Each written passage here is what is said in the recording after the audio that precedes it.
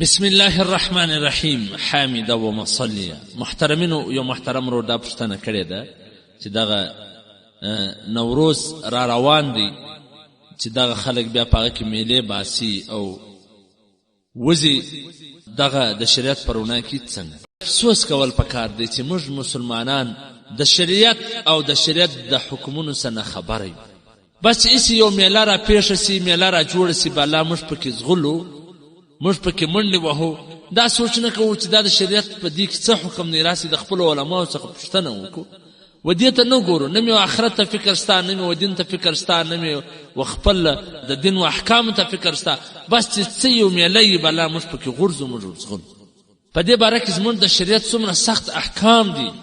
علامه مفتی خالد سیف الله الرحمانی صاحب خپل فتاوا کتاب الفتاوا جلد مراول صفحه نمبر 315 هغه د فتاوا بزازیه علی همیشه الهندیه په حواله سره لیکلي دي، جلد نمبر 8 صفحه نمبر 333 چې هغه وایي چې څوک د مجوسیانو نمروز له د دې چې کوم هغه میلاوي د هغه سره وزي د هغو د افعالو موافقت کوي، دا کفر دی، ځکه چې دا تهوار د مجوسیانو دی، دا تشپرستو دی.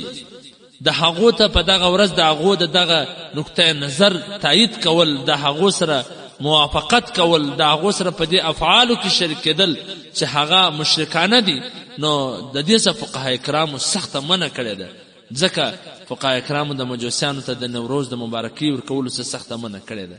دغه رنګه په حواله سره د فتاوی تاتارخانیه جلد نمبر 5 صفحه نمبر 522 نو پکار دا نه د محترمینو چې دغه نوروز یا نمروز دی چې هر څه دی دغه میله کې ووځي یا په دغه میله کې دی د خلکو سره شرکت وکړي.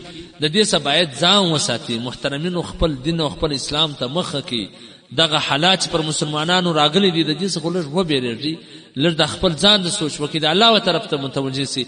بالکل هغه د بني اسرائیل ورنګه چې عذاب پر رالی لا به هم دي توبې نکشلې، آخر دنیا او آخرت دواړه خراب او تباه سي. پکار دا چې محترمینو موږ د الله طرف ته متوجه سو، دغه مشرکانه افعال او اعمال پرېږدو.